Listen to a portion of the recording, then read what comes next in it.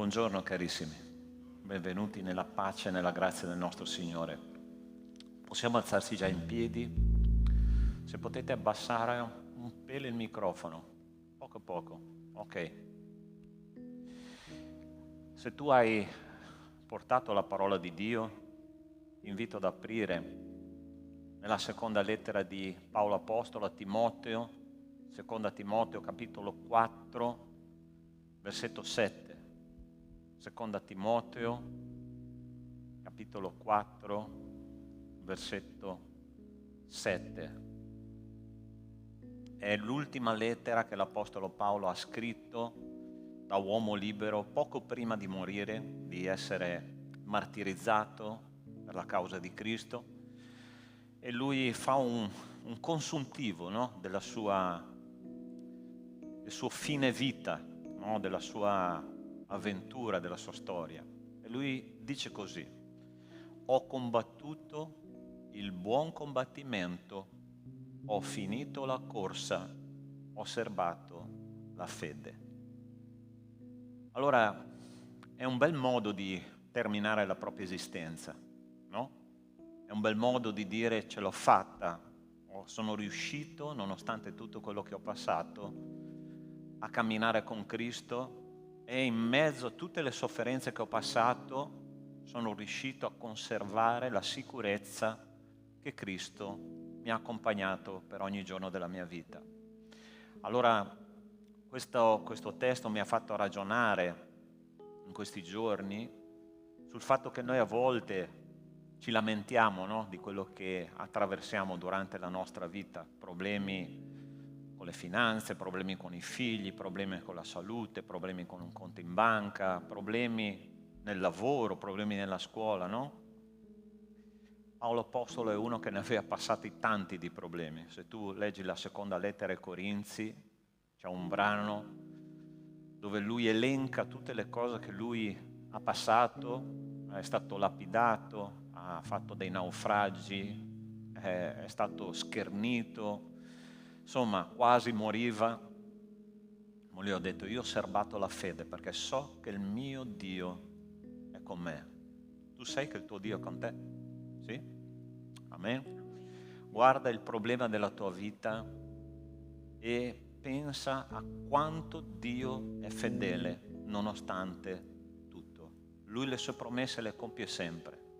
Lui le sue promesse le porta a termine. Non lascia mai che una parola rimanga in sospeso da parte sua. Siamo noi che diciamo le cose e non le manteniamo, ma il nostro Dio sì.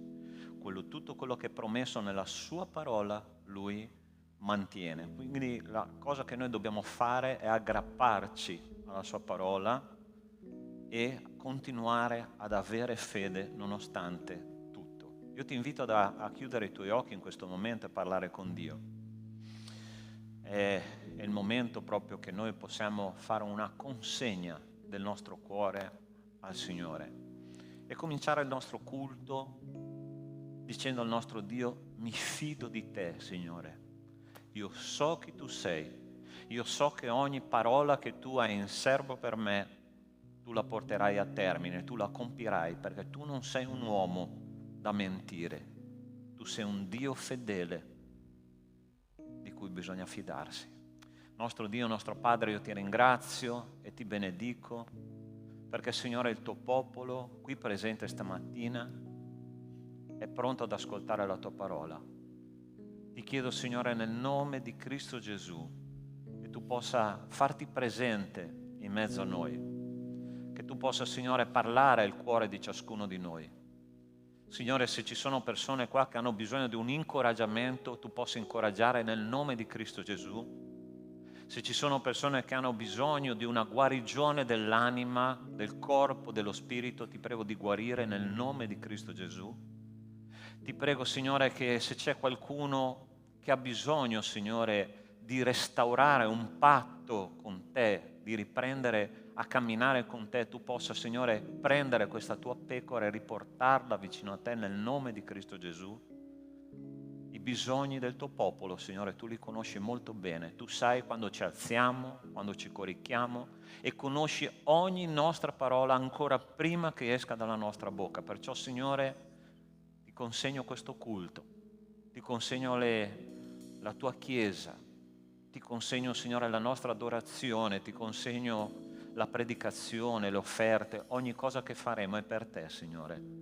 E nel nome di Cristo Gesù io ti prego che questa sala di culto sia protetta dai tuoi angeli e che il tuo spirito, Signore, possa assicurare che nessun spirito malvagio, contrario alla tua opera, Signore, questa mattina possa venire e portare via il seme che tu pianterai. Benedetto tu sia, Signore, noi ci fidiamo di te e vogliamo innalzare il tuo nome, nel nome di Cristo Gesù. Amen. Amen. Prima di sederti, lascia il tuo posto, dai una parola di benedizione al tuo fratello, una stretta di mano, un abbraccio. È una settimana che tu non lo vedi. Amen.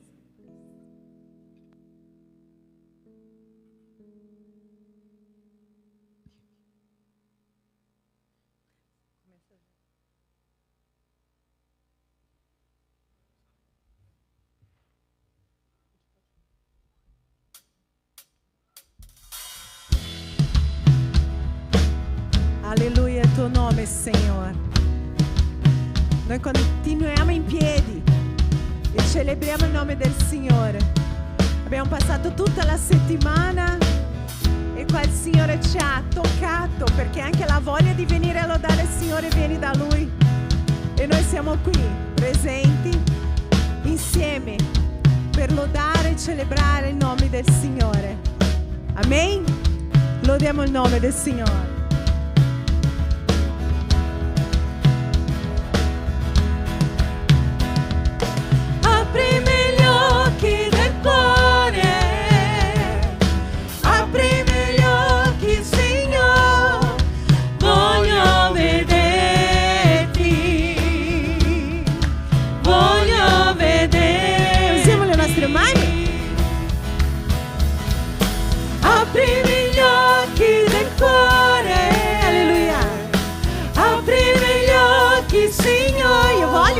Voglio vederti, Signor, voglio vederti, vederti splendere, Signor, nella luce della tua gloria, versa il tuo amore su noi, mentre cantiamo Santo, Santo.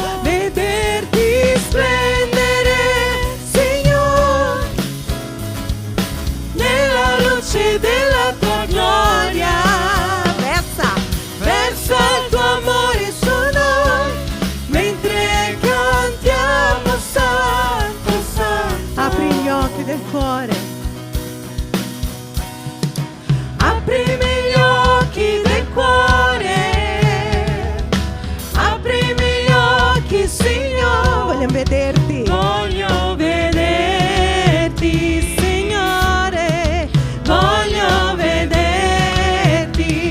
Aprimi, aprimi gli occhi del cuore, aprimi gli occhi, Signore, voglio vederti, Signore, voglio vederti, vederti splendere, Signore, nella luce della tua gloria, versa il tuo amore su noi, mentre cantiamo Santo, Santo, vederti splendere, Signore, nella luce della tua gloria, versa il tuo amore su noi, mentre cantiamo Santo, Santo. Santo sei, Signore.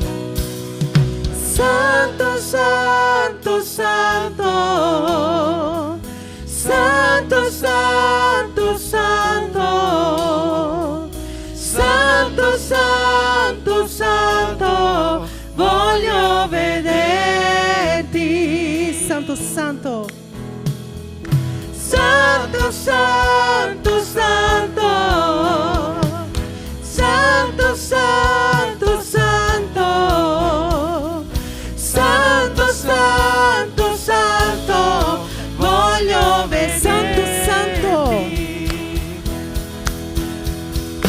Santo, santo, santo, santo, santo, santo, santo, santo, santo, santo, santo, voglio vederti, vederti splendere, vederti splendere, Signore, nella luce della tua gloria.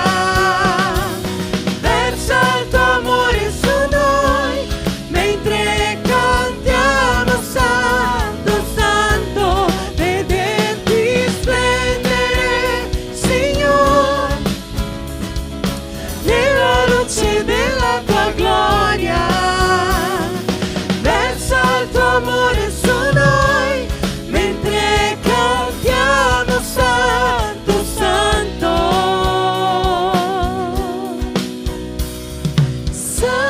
santo, santo, santo, santo, santo, santo, santo, santo, santo, voglio vederti. Proviamo insieme l'ultima volta. Santo, santo, santo, santo, santo, santo, santo, santo, santo, voglio vederti. Aleluia, amém. Santo, santo é o Senhor. Santo, santo è il Signore. Amen? E questo dovrai cantare in eterno. Quindi non dobbiamo mai stancarsi di dire che il Signore è santo, santo, santo. Amen?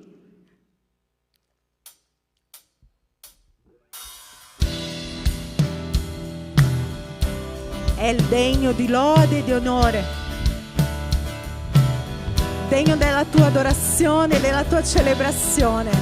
E se tu sei qui oggi, è merito suo, che anche la voglia di lodare il Signore, come ho detto stamattina, vieni da Lui. E quindi noi dobbiamo avere la gioia di venire a lodare il Signore e celebrare il suo nome, perché l'adorazione è la risposta di tutto ciò che è stato nella presenza del Signore durante la settimana. E quindi io ti lodo, Signore, perché tu sei degno. Perché da Lui, grazie a Lui, e per Lui sono tutte le cose. Alleluia. Perché da Lui, grazie a Lui, e per Lui sono tutte le cose. A Lui la gloria, a Lui la gloria, a Lui la gloria, per sempre a me. A Lui la gloria, a Lui la gloria, a Lui la gloria, per sempre a me. Che profonde ricchezze il conoscere e saper di Dio, incommensurabile suoi giudizi e le sue vie. Che profonde ricchezze il conoscere e saper di Dio. Alleluia. Incommensurabile suoi giudizi e le sue vie. Vogliamo sentire? A Lui la gloria, a Lui la gloria, a Lui la gloria, per sempre a me.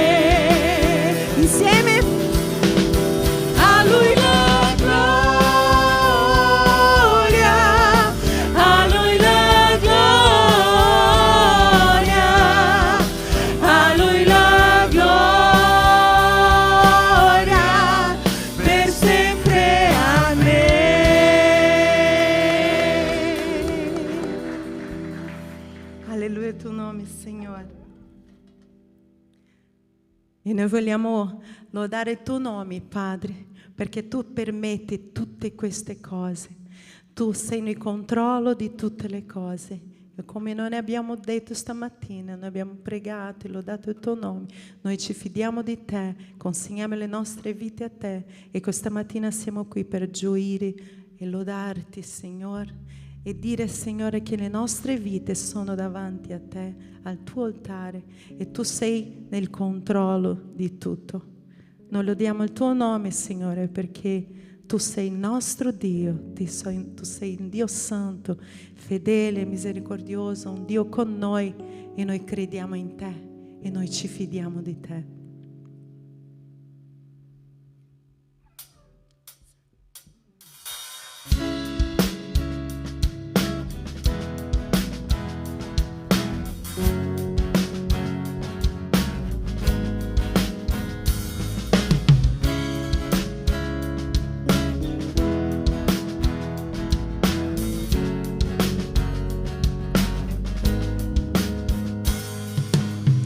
Vedo il Re di gloria che viene sulle nuvole, gli angeli lo lodano.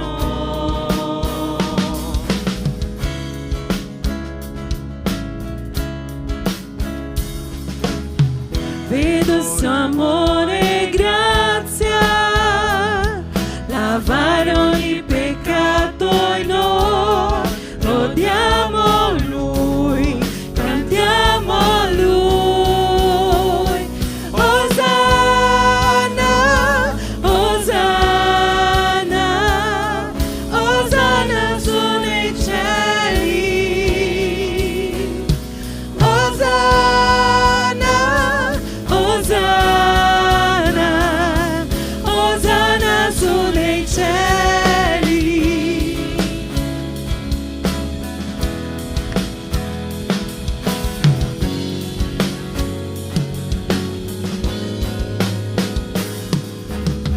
Questa generazione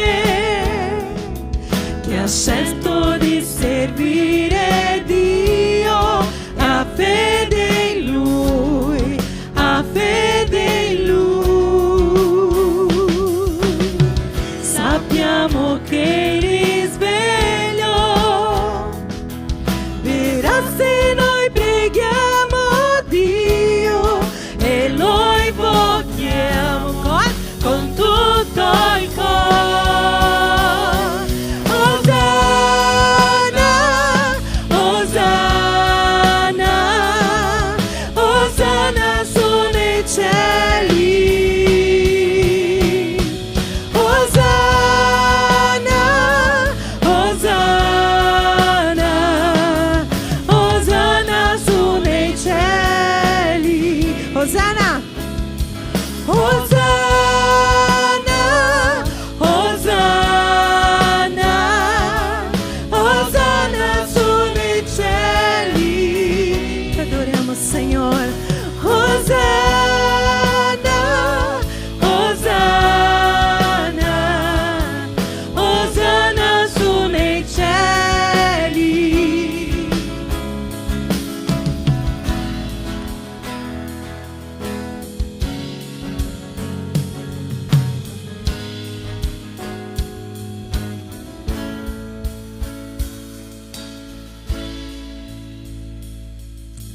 Tu che sai cambiare il cuore, cambiami, Signore, cambia il mio dolore. Fa che la tua volontà sia fatta in me. Alleluia. Fa che ami come te. Apri gli occhi miei. Apri gli occhi miei che io veda in te. Tutto ciò che ho è tuo per sempre. E noi diciamo Osanna,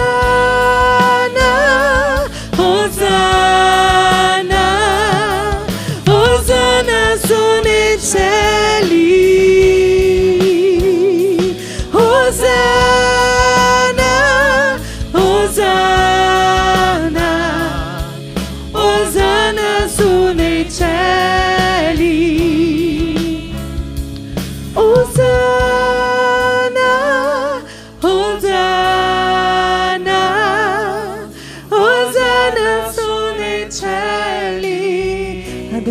te, Senhor.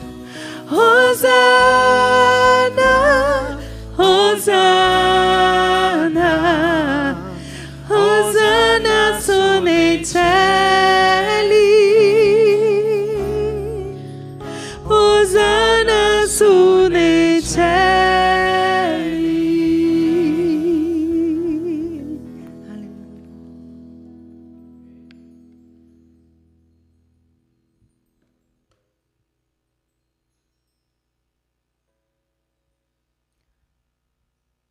Va? Ok. Allora condivido con te una cosa che ho meditato questa mattina mentre avevo il mio tempo col Signore. Sempre, ogni giorno, la prima cosa che faccio è mettermi nel mio posto, nella mia Bethel, a casa mia, e voglio sentire la voce del Signore subito, appena mi sveglio. Stamattina il Signore mi ha detto una cosa molto profonda che voglio condividere con te, che è sulla preghiera e sul ravvedimento. Se tu vai in Seconda Cronache, capitolo 33, non possiamo leggerlo qua, ma ti invito a leggerlo quando tu sarai a casa. Seconda Cronache, capitolo 33. Allora lì c'è scritto, c'è registrata la storia di un re che si chiama Manasse, un re di Giuda, che è stato il peggiore re in assoluto di Israele. Lui addirittura ha istituzionalizzato la magia in Israele e Dio lo disciplina. E quando lui viene disciplinato, la parola di Dio dice che si ravvede profondamente.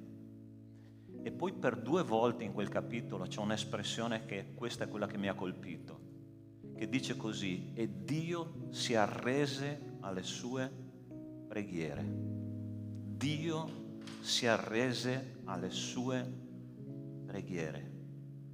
E quando ho letto questo ho detto: Signore, io voglio che tu ti arrendi alle mie preghiere. Tu vuoi che Lui si arrenda alle tue preghiere? Amen. Amen. Ci sono dei momenti nella vita cristiana, cari miei, che noi dobbiamo ravvederci, dobbiamo umiliarci davanti a Dio. Perché quando noi ci umiliamo e capiamo chi noi siamo di fronte a Lui, Lui agisce e tu lasci Dio essere Dio. Tu vuoi vedere Dio all'opera?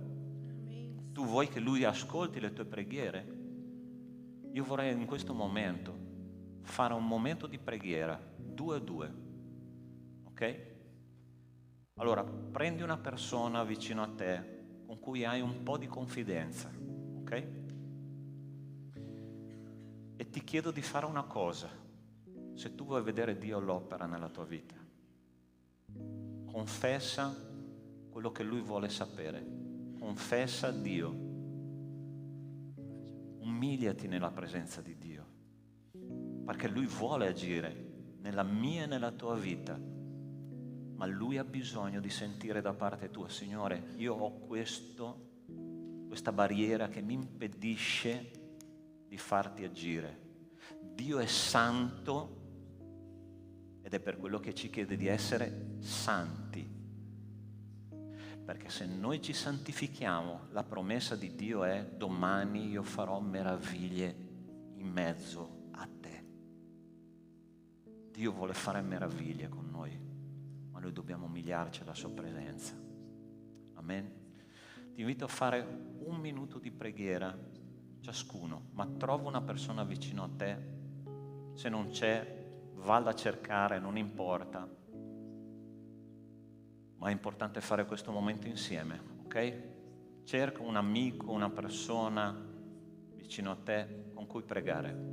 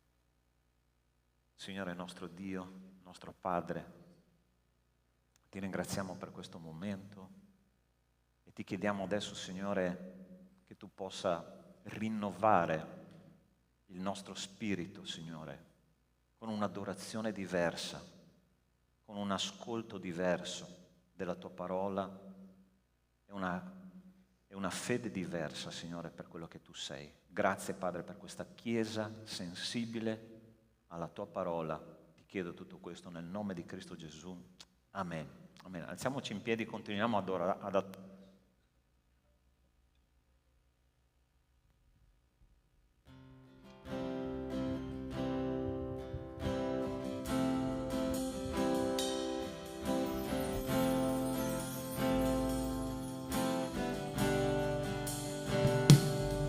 Se il sole tramonta e viene la notte, tu sei la mia guida. Se la tempesta devo affrontare, tu sei il mio rifugio.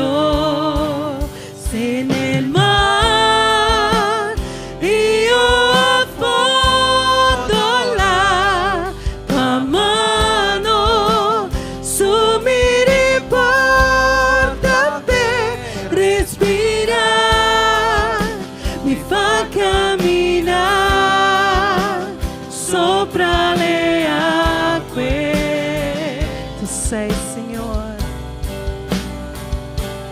tu sei il Dio della mia salvezza, sei la mia rocca, la mia fortezza, il mio Signore, il mio Salvatore.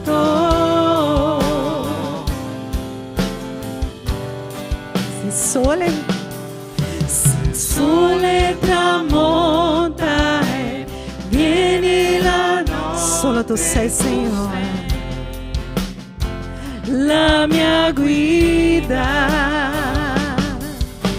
Se la tempesta devo affrontare, tu sei il mio rifugio. Se nel mare io affondo, la tua mano su mi riporta per respirare, mi fa camminare sopra le acque. Tu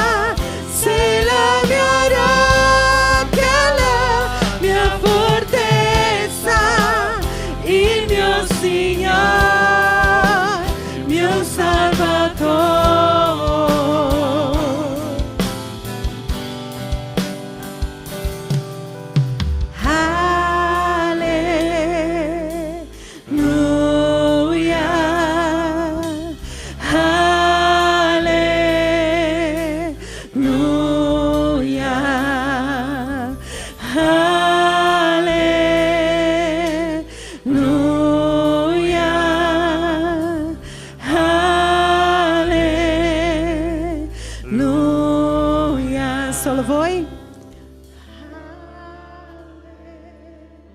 Alleluia.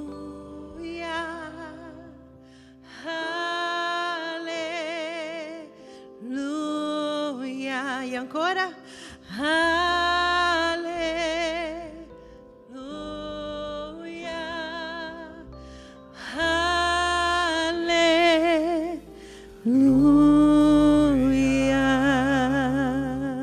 Lodato sia il tuo nome, Signore. Lodato sia il tuo nome, santo, santo sei, Signore. Lodiamo il tuo nome, Signore, perché tu sei un Dio con noi, un Dio santo, Signore, un Dio che provvede, misericordioso, Signore. Noi siamo felici, Signore, gioiosi davanti a te, perché tu sei un Dio che ci dà la forza, il Dio che cammina davanti a noi. E noi questa mattina vogliamo ringraziarti, vogliamo celebrare il tuo nome, Signore, gioire nella tua presenza, Signore, perché noi amiamo te, perché tu ci hai amato per primo, Signore.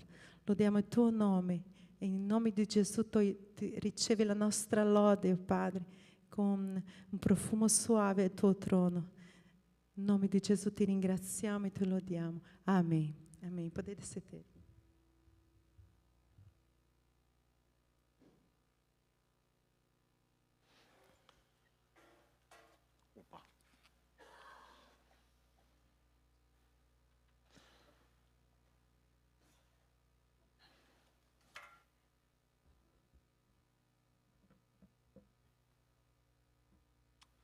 Ok, stiamo facendo questo lungo viaggio nel libro di Atti degli Apostoli e siamo arrivati al capitolo 21 e leggeremo un testo che si trova dal versetto 7 in poi, se potete mettere le slide. Comunque se tu hai la parola di Dio puoi già aprire in Atti capitolo 21 dal versetto 7.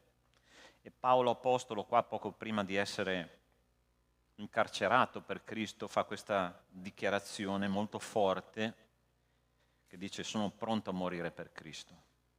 No? Io penso che se facessi questa domanda a ciascuno di voi, io sono sicuro che la maggior parte forse direbbero Signore, io sono pronto a morire per te.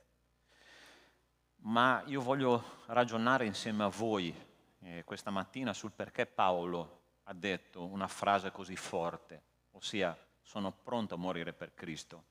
Noi non possiamo dirlo soltanto con la bocca, ma dobbiamo aver maturato delle cose dentro di noi molto profonde, ok? E Paolo le aveva maturate, e noi dobbiamo prendere esempio dalle persone mature, perché ti dico una cosa, la morte fisica, biologica, è riservata a tutti, ma non è per tutti. La morte è riservata a tutti gli esseri umani, ma non è per tutti. Perché sono sicuro che se il Signore passasse oggi col suo angelo della morte qua, no? In mezzo a noi, non tutti saremo pronti a partire e andare col Signore. Ma questa mattina mediteremo sulla parola di Dio e vediamo che cosa Dio ha da dirci a riguardo a questo tema. Dice così questo testo: terminata la navigazione da Tiro, arrivammo a Tolemaide e salutati i fratelli restammo un giorno con loro. Ripartiti il giorno dopo giungemmo a Cesarea ed entrati in casa di Filippo l'Evangelista, che era uno dei 7, restammo da lui. Egli aveva 4 figlie non sposate, le quali profetizzavano.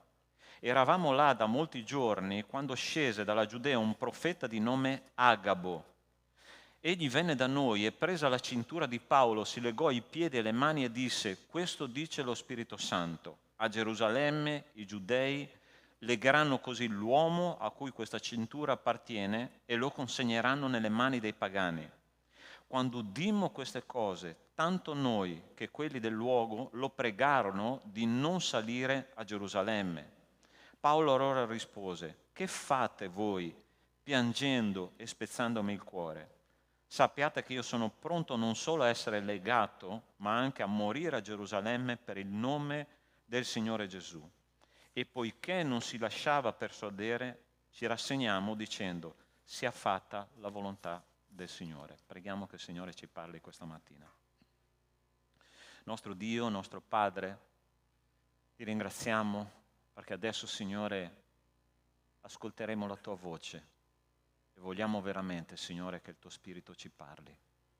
Signore, ti prego di benedire il tuo popolo, una abbondante semina della tua parola, e ti chiediamo, Signore, di aiutarci a rimanere in silenzio davanti a te, che sei il Signore. Aiutaci a capire la fede di questo grande uomo di Dio, con tutti i suoi difetti, con tutte le sue difficoltà, i suoi limiti. Lui ha detto: sono pronto a morire per Cristo. Aiutaci, Signore, a imparare, nel nome di Cristo Gesù. Amen. Paolo stava arrivando, era l'ultimo viaggio da uomo libero che lui stava facendo, no? Stava arrivando a Gerusalemme, era entrato in casa del diacono, di uno dei 7 diaconi che la Chiesa aveva letto in Atti capitolo 6, e lì succede una cosa che penso che veramente lui non si aspettava. Ossia, a un certo punto dice la parola di Dio che arriva un profeta da Gerusalemme e questo profeta dice: Paolo, guarda che succederà questo. Lui ha preso la cintura, come tutti i profeti facevano degli atti profetici visibili, visivi, no? Che toccavano il cuore delle persone. Ossia, se tu vai ai tempi di Geremia, a un certo punto Gesù, il Signore, gli dice: Geremia, gira per il paese con un fagotto in spalla e fai vedere avanti e indietro, e lui per settimane è andato avanti e indietro con questo fagotto perché doveva visivamente far vedere al popolo che sarebbe arrivato il nemico che avrebbe distrutto Gerusalemme. E questo profeta non si comportava tanto diverso da Geremia, ossia prende la cintura di Paolo, si lega e dice: guarda Paolo che succederà questa cosa a Gerusalemme, sarai legato, sarai torturato, sarai processato e infine sarai martirizzato per causa di Cristo. E Paolo in quel punto proprio dice lì: io sono pronto a morire per Cristo, perché sono legato da Cristo. Se noi andiamo il capitolo prima della parola di Dio, al capitolo 20, possiamo passare la slide per favore? Ce la facciamo? Eccolo qua. Al capitolo 20 lui dichiara questo: ed ecco ora, legato dallo Spirito, vado a Gerusalemme, senza sapere le cose che là mi accadranno. L'Apostolo Paolo dice: io vado a Gerusalemme, sono pronto a morire per Cristo perché sono legato dallo Spirito. Allora, vi chiedo una cosa: lo Spirito Santo libera o imprigiona? Secondo la parola di Dio, noi abbiamo testimonianza che lo Spirito di Dio libera, ma Paolo dice: io sono prigioniero dello Spirito Santo. Cari miei, lo Spirito Santo, se così possiamo definirlo, è la mente di Dio che Dio mette dentro di noi e ci fa pensare come Dio pensa. E noi dobbiamo in qualche modo ogni giorno sostituire i pensieri di Dio ai nostri pensieri. Ossia, lo Spirito Santo è colui che convince, lo Spirito Santo è colui che parla, lo Spirito Santo è quello che ci dà l'idea di che cosa fare secondo la volontà di Dio. E Paolo dichiara in questo momento: io sono prigioniero dello Spirito Santo, ossia io non penso più come un uomo naturale, io non penso più come un uomo carnale, ma penso come Dio pensa. Ti faccio una domanda: tu stai pensando ogni giorno come Dio pensa? Perché se tu non pensi come Dio pensa non sarai mai pronto a morire per Cristo. Ti ricordi quando l'Apostolo Pietro va da Gesù, quando aveva dichiarato il fatto che io devo andare a Gerusalemme, essere crocifisso, essere rifiutato dagli anziani, e Pietro gli dice: no maestro, questo non ti accadrà mai. Pietro pensava come un uomo naturale, ma Cristo pensava con la mente di Dio. Allora sta attento che ti dico una cosa che non sarà tanto piacevole, ok? A che cosa servono i problemi nella tua vita? A che cosa servono i problemi nella tua vita? Gli apostoli avevano imparato che i problemi, esattamente Pietro, a vedere l'opera di Dio nella nostra esistenza, a vedere la potenza di Dio agire in situazioni impossibili. E non a caso l'Apostolo Giacomo che cosa dice? In ogni situazione difficile, ossia in ogni prova, ringraziate Dio con abbondanza di gioia. Signore, mandami tanti problemi nella mia vita perché io possa maturare. Questa sarà la nostra preghiera da oggi in poi. È così che funziona. Fratelli, vedete che cosa significa pensare con la mente di Cristo? L'Apostolo Paolo era abituato a pensare con la mente di Cristo, perché noi abbiamo delle fortezze nella nostra mente che ci impediscono di pensare come Cristo pensa. E Paolo diceva: io sono prigioniero del modo di pensare di Cristo. Signore, io ti ringrazio perché so che andrò a morire a Gerusalemme, perché so che dopo la morte io ti incontrerò faccia a faccia. Tu vuoi vedere Dio agire potentemente nella tua vita? Ci deve essere un problema irrisolvibile. È così che funziona nel mondo spirituale, fratelli. Quando Gesù ha detto a Pietro: Pietro, vieni a me camminando sulle acque, problema risolvibile o irrisolvibile? Irrisolvibile. Come, Signore, posso camminare sulle acque? È perché ci sono io di fronte a te. Pensa come io penso. E qual è stato il problema di Pietro in quella occasione? Il problema di Pietro è che ha cominciato a camminare e a guardare Cristo e dire: Signore, funziona, sta funzionando, Signore. A un certo punto viene il vento e la parola di Dio dice che Pietro vide il vento. Allora ti chiedo una cosa: si può vedere il vento? Pietro aveva visto un problema che ancora non esisteva. E quante volte noi, fratelli, ci spacchiamo la testa dando la maledizione finale al problema che noi abbiamo. Ah, questo non funzionerà mai, questa cosa non si risolverà mai. Il Signore dice: pensa come io penso. E Paolo stava pensando come Cristo pensava. Pensa al tuo problema come un mezzo per arrivare alla vittoria. Pensa il tuo problema come uno strumento per vedere Dio agire con potenza, perché nell'impossibilità umana è proprio lì che il Signore agisce. Signore, io ti ringrazio per il problema che ho, perché io so che ti vedrò all'opera. Quando tutto è sotto controllo, fratelli, tu hai bisogno di Dio. Quando tutto funziona bene, tu hai bisogno di Dio. E il Signore ogni tanto si diverte a prendere la nostra Furio, tu che sei un pescatore, no? Si diverte a prendere la poppa e la prua della nostra barchetta e fargli qualche scossettina, no? E ci dice: ma tu ti fidi di me? Tu sai che io ti riporterò nel porto sicuro, ma prima devi passare per una tempesta. Signore, noi moriamo e tu dormi! Ti ricordi questa espressione dei discepoli? E il Signore dice: calma, lasciami agire. Io sono Dio e lasciami essere Dio. Sai perché lui era pronto a partire per l'eternità? Perché lui pensava come Dio pensava, lui era legato dallo Spirito. Sai quando noi siamo pronti a morire per Cristo? Quando abbiamo fatto tutto ciò che lui ci ha chiesto su questa terra. Allora sta attento. Chi è che ha mai fatto dei puzzle qua nella propria vita? Poca gente. Vi scomunico. Non si fa. I puzzle sono l'essenza della vita. Quando ero piccolino c'erano quei puzzle piccolini da 40, 50 pezzi al massimo. Io sono cresciuto coi puzzle, no? Quei pezzettoni, quelli grandi. Poi man mano che tu vai avanti, no? Ci sono puzzle sempre più complessi, sempre più pezzi, no? 2000, 3000, 5000 pezzi, robe che ci stai lì un inverno intero, no? Ed è interessante quando tu arrivi agli ultimi pezzi che ti mancano dopo che hai cominciato dalla cornice, perché sempre si comincia dalla cornice, ok? Sempre, i primi pezzi che tu devi trovare sono gli angoli, che sono i 4, no?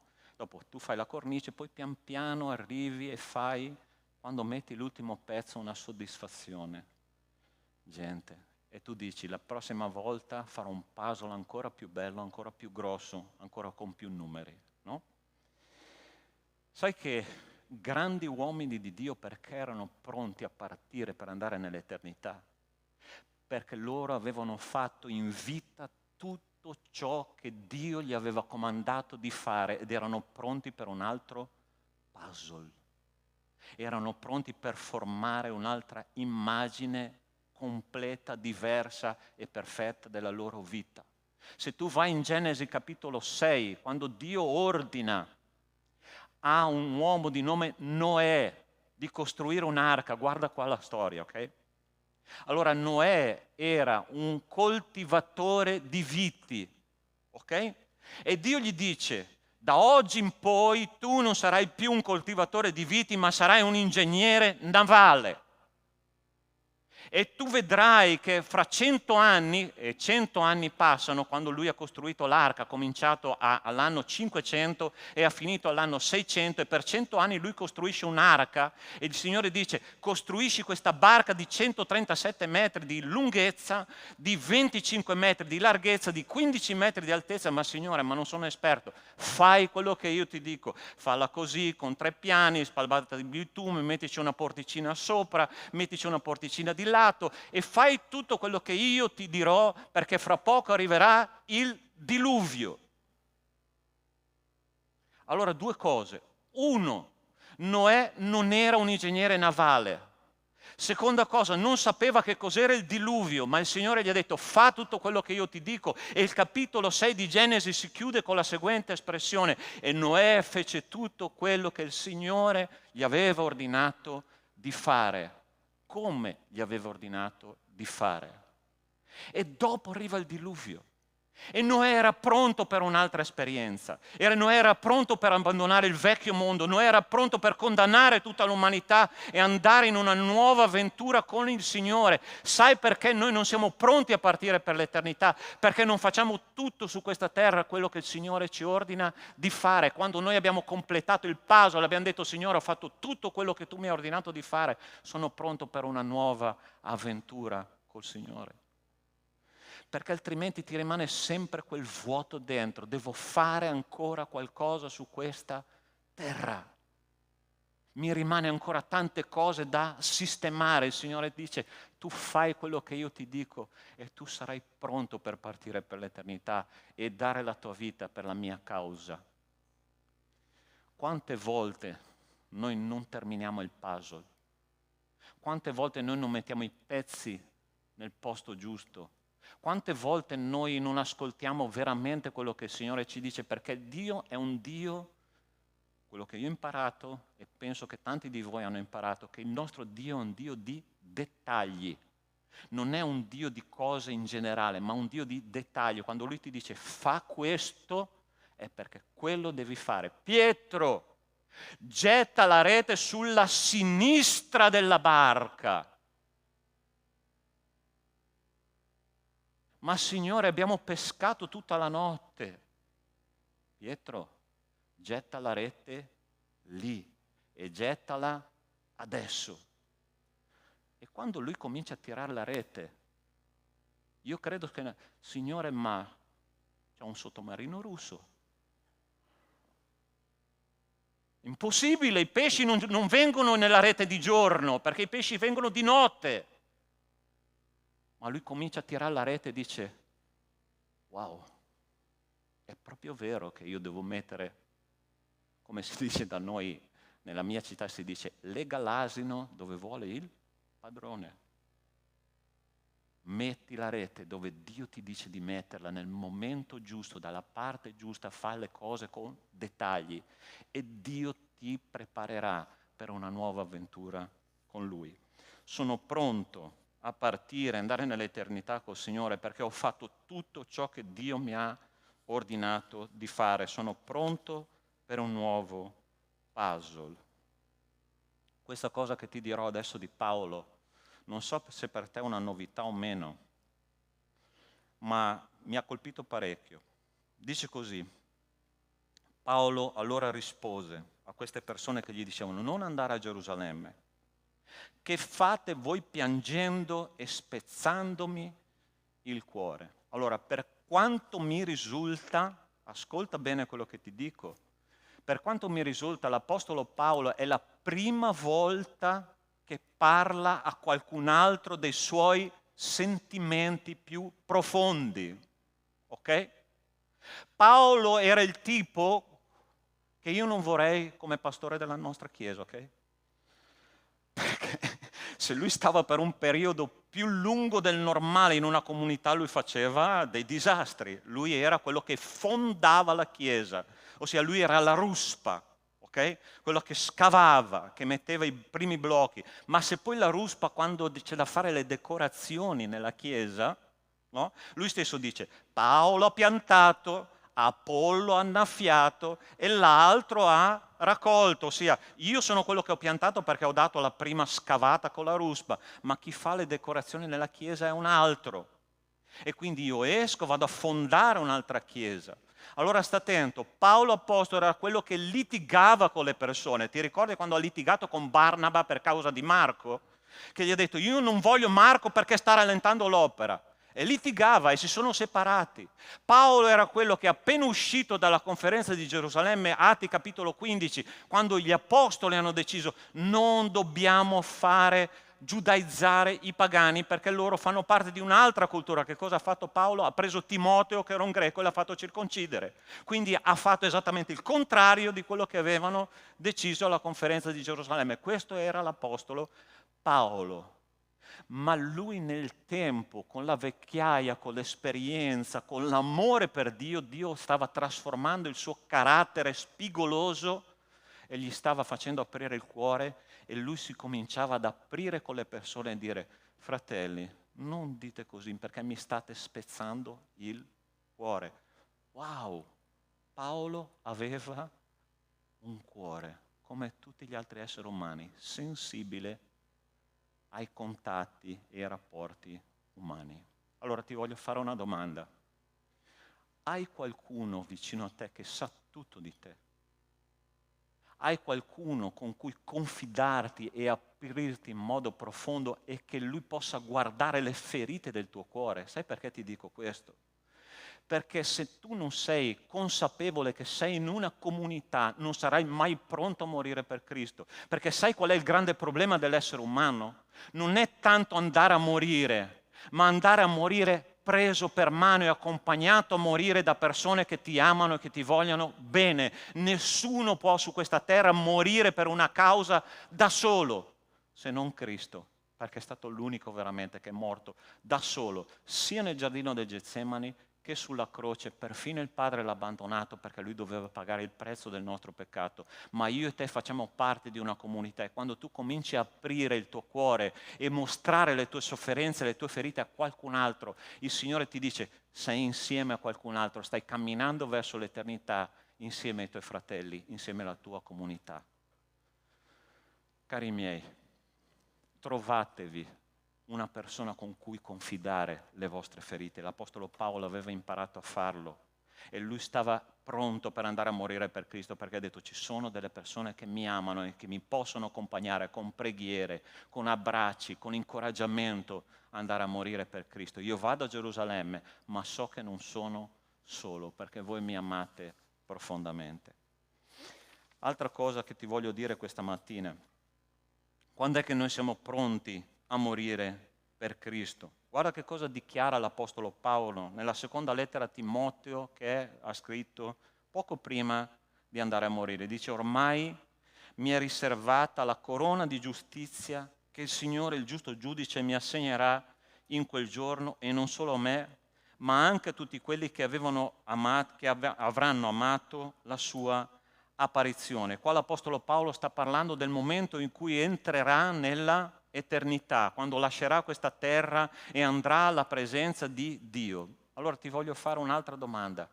Tu hai chiaro, quando entrerai nell'eternità, che cosa succederà? Tu hai chiaro nel momento di passaggio da questa terra all'eternità che cosa succederà? Sai la prima cosa che succederà? I veri figli di Dio, dice la parola di Dio, che saranno presi e accompagnati dagli angeli alla presenza del Signore. Tu sapevi questo? Se tu vai in Luca capitolo 16, la parabola del ricco e di Lazzaro, Lazzaro viene accompagnato, viene preso dagli angeli e portato alla presenza di Dio. Quindi anche nel momento della morte tu non sarai solo, ci saranno gli angeli di Dio che ti proteggeranno e porteranno la tua anima alla presenza di Dio. E quando tu entrerai nell'eternità, la parola di Dio dice che il Signore Gesù ci aspetterà in piedi, non seduto, in piedi per onorare il servizio che noi avremo fatto su questa terra. E sai che cosa Lui ci dirà? A chiunque avrà amato il Signore e avrà operato fedelmente per il Signore, gli dirà: vieni e godi della presenza del tuo Signore, entra nella gioia del tuo Signore. Ma tu ti immagini Cristo invitandoti: vieni figlio, perché io voglio stare con te. Io non so come tu immagini il Signore quando tu vai a pregare il Signore. Tu chiudi i tuoi occhi, no?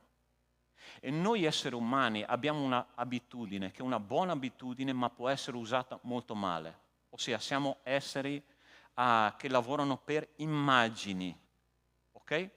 Come ti immagini la faccia di Dio quando tu vai in preghiera? Tu chiudi i tuoi occhi, tu vedi un Dio rigido, tu vedi un Dio assente, tu vedi un Dio lontano, tu vedi un Dio distante, tu vedi un Dio pronto a castigarti per ogni peccato che tu fai. È così che tu vedi il Signore? Allora posso farti una proposta visiva questa mattina. Nel Vangelo di Luca, quando Dio ci parla della parabola del figlio prodigo, la mia immagine di padre è quella. Un padre che è là, che aspetta suo figlio a braccia aperte e gli dice: figlio, vieni. Io non so com'è la tua posizione spirituale davanti a Dio, ma ti posso assicurare una cosa: che qualsiasi cosa tu stia passando, qualsiasi cosa tu stia vivendo, qualsiasi peccato tu stia portando sulle tue spalle, il Signore è pronto ad abbracciarti, pronto ad accoglierti, pronto a riprenderti nella sua casa, a metterti un vestito bianco, l'anello al dito, i sandali ai piedi e dirti: bentornato figlio, facciamo festa. Paolo aveva realizzato che tutto questo era verità e lui era pronto a partire per l'eternità, perché ha detto: il mio Signore mi ama profondamente e io sono pronto ad andare nell'eternità con Lui. A volte noi siamo tentati di dire: Signore, sono pronto a venire nell'eternità perché non ne posso più di questa vita, ma non è la motivazione giusta. Sono pronto a venire nell'eternità perché ti conosco e voglio conoscerti ancora più a fondo. Sei pronto?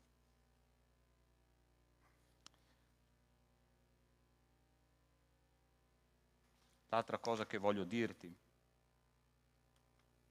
che è l'ultima, che dice questo: sono pronto a morire per Cristo perché è solo l'ultimo atto di aver vissuto una vita per Cristo. Paolo dice così: per me il vivere è Cristo e morire è guadagno. Per me il vivere è Cristo e morire è guadagno.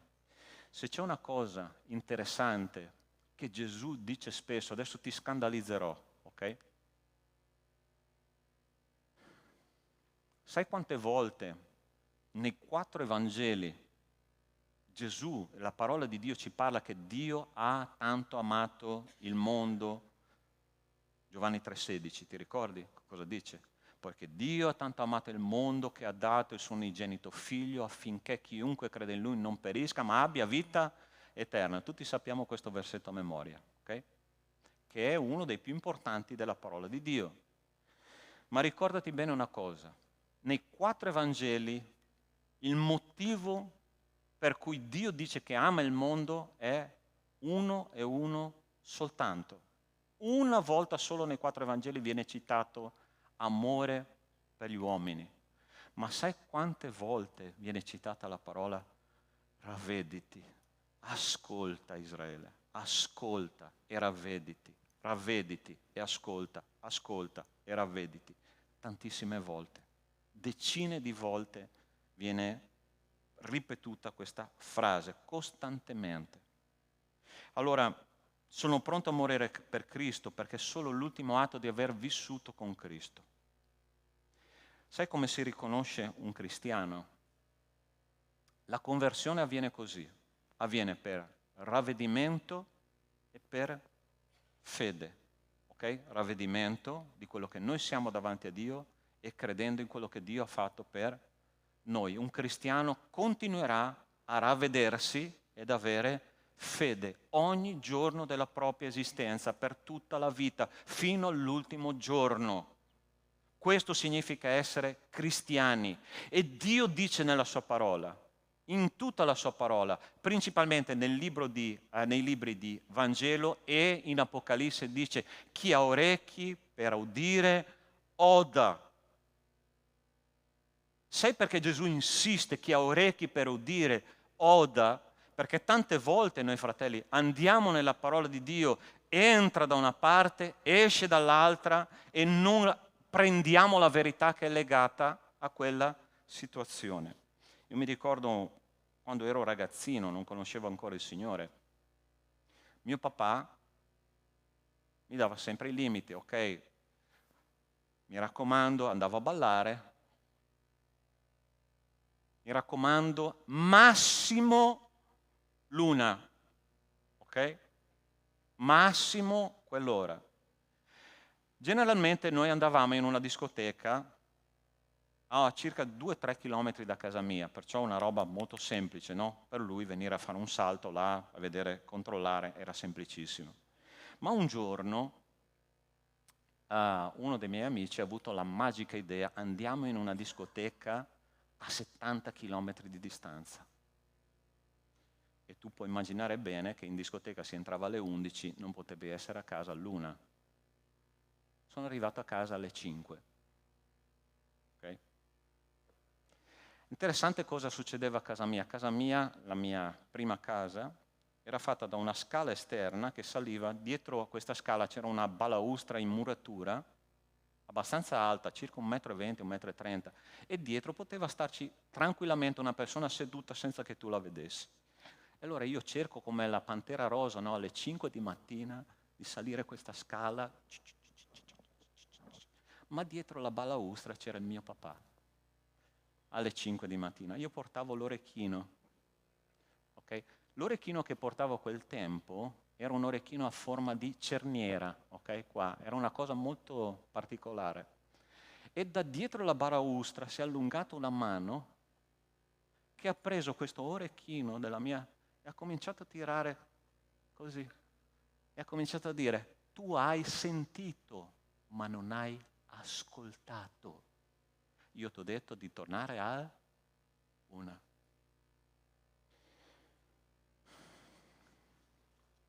Hai capito il senso? Dio dice: io ti parlo ogni giorno. Tu ascolti, ma non odi. Io ti dico di fare questo, ma tu non metti in pratica.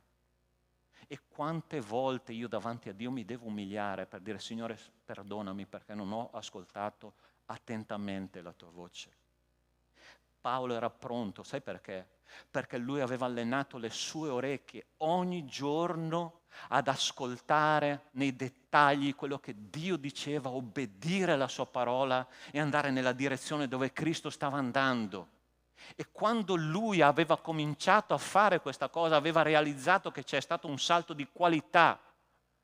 Davide scrive il Salmo 23 quando era vecchio e dice: quando anche io passassi per la valle dell'ombra della morte, io non temerò nessun male perché tu sei con me, mi hai accompagnato per tutta la vita, anche se ho peccato, anche se ho sbagliato, anche se ho fatto cose che non ti piacciono, ma tu sei sempre stato lì ed è per questo che io voglio seguirti fino alla fine e essere pronto a morire per te, Signore.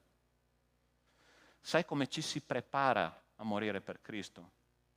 Apri la parola di Dio ogni giorno, ascolta la voce del tuo Signore, prendi sul serio quello che Lui ti dice.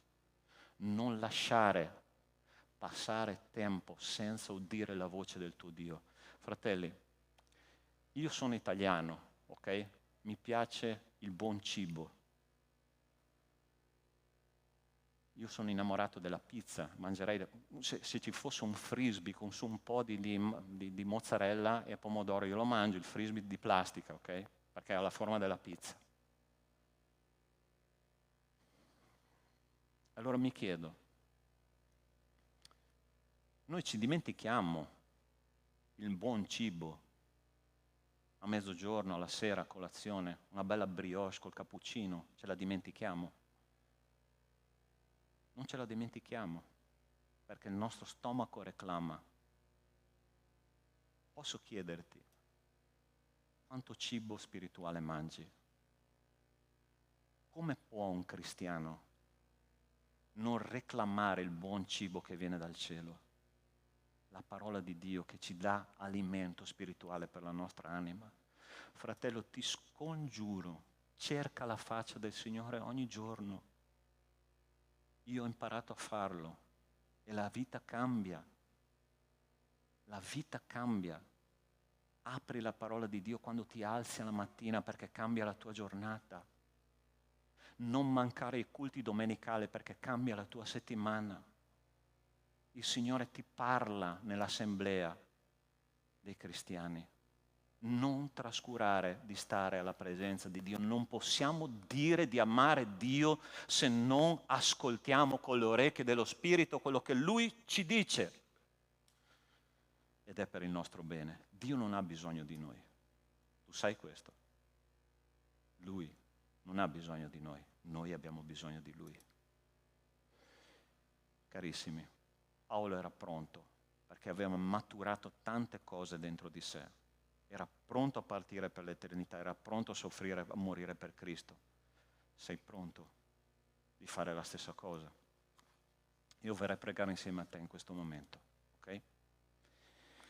Noi come cristiani del XXI secolo, io non so se il Signore tornerà in questa generazione. Ho qualche sentore che il ritorno di Cristo è molto vicino, non so se tu stai sentendo la stessa cosa.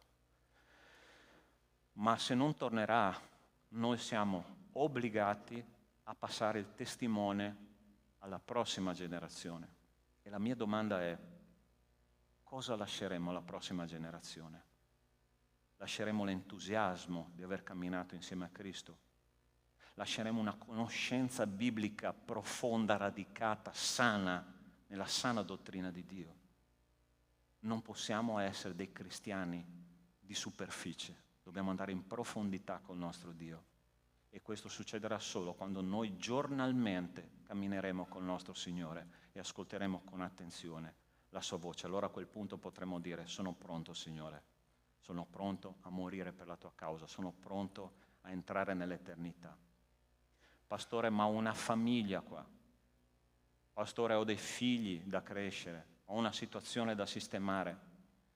Posso farti una domanda? Tu pensi che Dio sia in grado di occuparsene? Stai capendo quello che ti dico? Tu pensi che Dio sia in grado di occuparsene molto meglio di te? Il grande problema è che noi non diamo fiducia a Dio, ma Dio è molto più affidabile di noi e Lui è capace di fare al di là di quello che noi pensiamo e crediamo. Dio ha bisogno di un esercito coraggioso, forte, determinato, che dica: Signore, io sono pronto per dare la mia vita per te. Farò questa preghiera in questo momento, ok? Io ho già preso la mia decisione, anche se ho un po' di gambe che tremano, ma sono sicuro che il mio Dio mi userà per la sua gloria. E io vorrei tanto che tu potessi sperimentare quello che Paolo ha sperimentato, la profonda sicurezza che Dio era con lui. Amen? Possiamo pregare?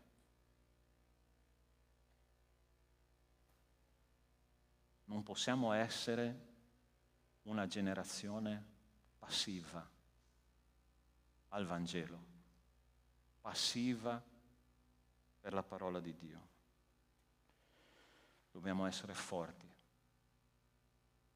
come come Dio ha detto a Giosuè, sii forte e molto coraggioso. E io voglio pregare insieme a te questa mattina.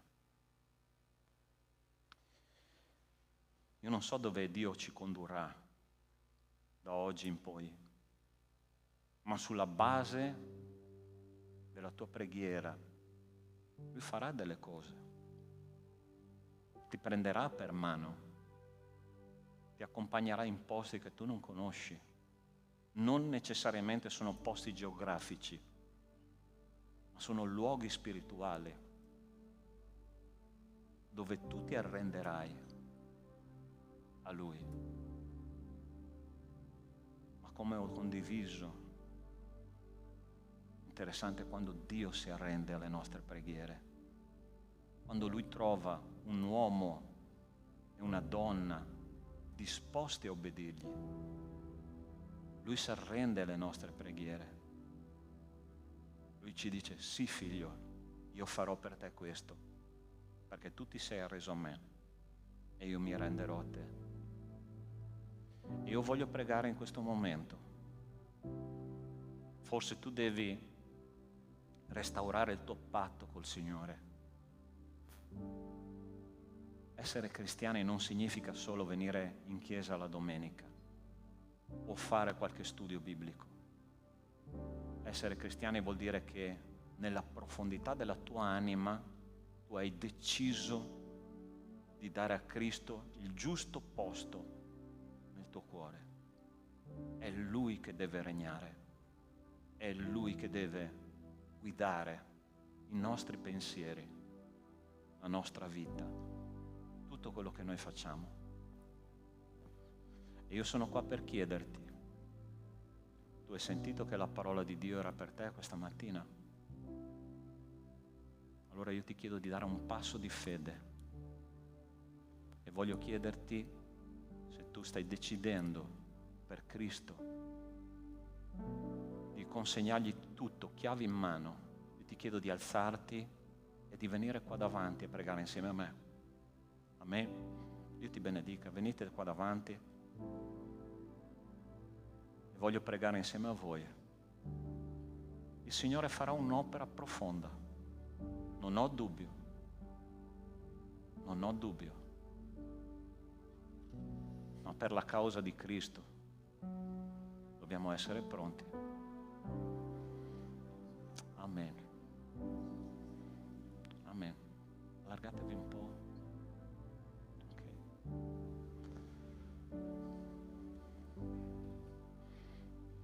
Prendi per mano la persona vicino a te. Preghiamo. E tu che sei seduto, posso chiederti di alzarti e di pregare insieme a noi. Se puoi, se non puoi rimanere seduto, non preoccuparti. Ma vogliamo consegnare questo momento al Signore. E fratelli, io vi dico questo. Io ho deciso nella mia vita, basta un cristianesimo superficiale. Io non lo voglio più.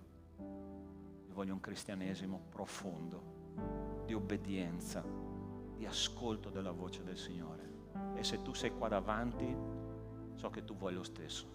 E io pregherò per te, insieme a te, perché questo possa realizzarsi nella tua vita. Nostro Dio, nostro Padre, io ti ringrazio perché hai fatto un'opera questa mattina. Non è il predicatore, non è la lode, sono solo degli strumenti. Ma sei tu, Signore. Ti abbiamo chiesto un'opera e tu la stai facendo.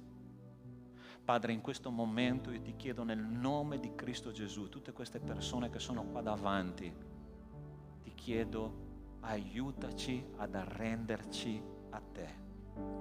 Aiutaci a buttare giù le ultime barriere, Signore, che ci impediscono di essere completamente consacrati alla tua opera. E che domani, Signore, sia l'inizio di qualcosa di molto forte, di molto profondo, di glorioso, Signore, nella tua presenza. Padre, accompagnaci. Vogliamo essere pronti come l'Apostolo Paolo, pronti a dare la vita per la causa. Signore, io non so cosa tu ci chiederai, ma sono sicuro, Signore, che sarà una gioia immensa vederti operare con potenza nelle nostre vite.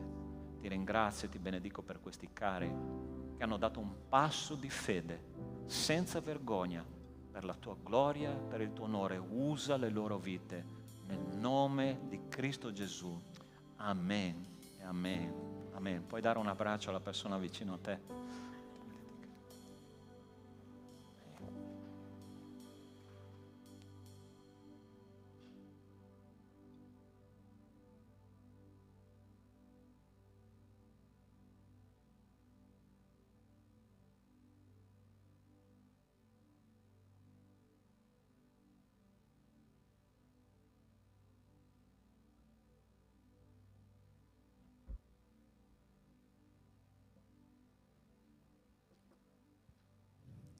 Amen. Continuiamo a lodare il nome del Signore e celebrarlo e gioire nella presenza sua.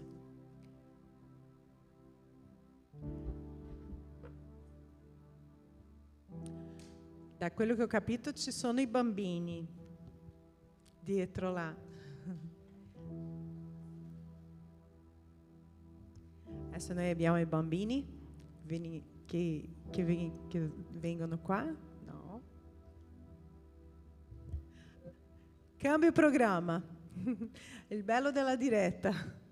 A Lui la gloria, l'onore. E noi alziamoci in piedi. Adesso noi abbiamo un periodo di offerte e noi consegniamo le nostre vite, le decime e lodiamo il nome del Signore. Amen.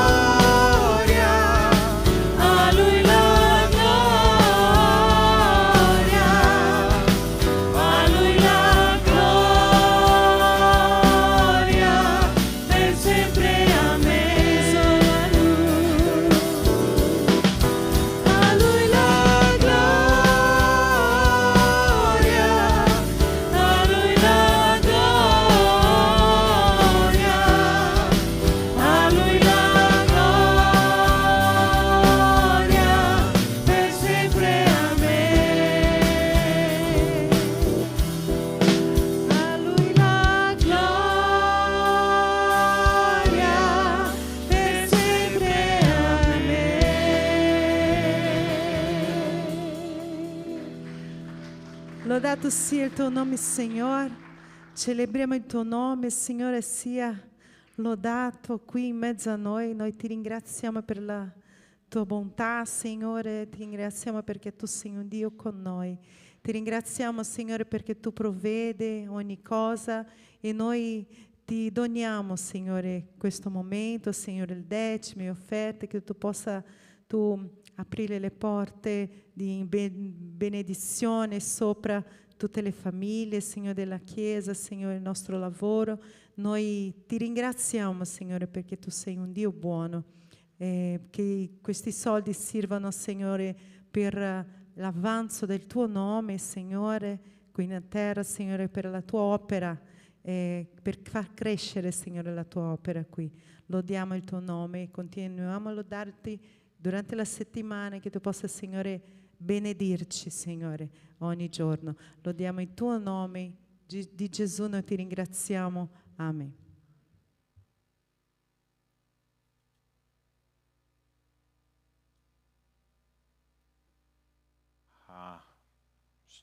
Venite.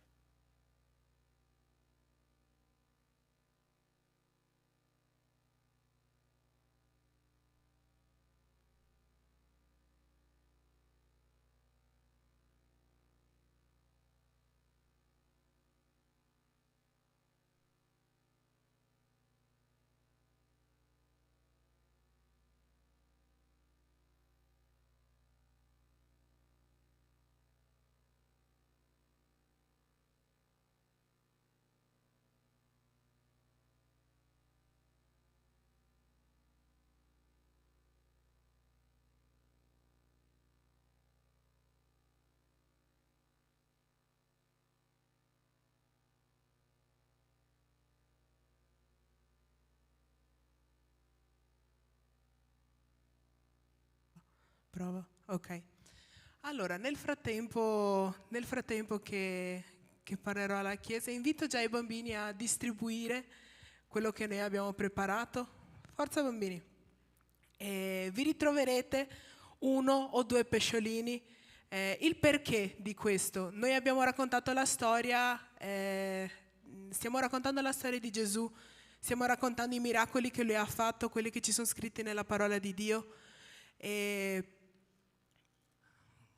noi abbiamo oggi parlato della storia di Pietro, di quello che quello che è successo, no? Nella sua vita. Lui sapeva che era impossibile pescare la mattina. Lui era un pescatore, lui riconosceva che lui ne sapeva e aveva bisogno di pescare, doveva pescare. E ha provato a pescare giorno e notte, non ci è riuscito. Gesù, una persona che sì, veniva, le persone ascoltavano, gli ha detto: butta la rete un'altra volta. Lui ha avuto fede ed è successo effettivamente un miracolo. Lui, da quello che sapeva umanamente che non poteva succedere, è successo, grazie alla sua fede. E io noi vogliamo, attraverso anche questo gesto, ricordarvi di avere fede, che il nostro Dio non è un Dio non è un Dio umano che fa cose umane, ma è un Dio potente che fa cose che noi umanamente noi pensiamo non è possibile. E con questi pesci, con questi 32 pesci, li ho contati e tagliati io, e noi ci ricordiamo che tramite la nostra fede e credendo in Dio, credendo che Lui può fare le cose, non guardandoci a destra e a sinistra, non guardando le difficoltà, ma guardando Lui, che i miracoli accadono. Non accadono con le nostre forze, ma accadono grazie a Lui. Amen? Solo questo. Vi ringrazio.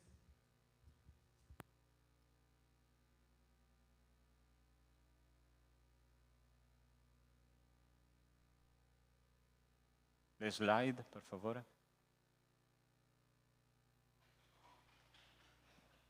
Ok, Chiesa di Dio, vi chiedo di pregare per questo evento che faremo insieme al gruppo Giovani, che è programmato per il 31 ottobre, si chiama White Party. Voi sapete che il 31 il mondo festeggia Halloween, no? E noi abbiamo fatto un white party, la festa dei santi, poche parole. Che cosa succederà nella nostra comunità? I nostri ragazzi entreranno in questo festa barra culto, perché sarà un festa e anche culto, si mediterà ovviamente anche sulla parola di Dio, e vestiti di bianco come i santi dell'Antico Testamento, del Nuovo Testamento, ok?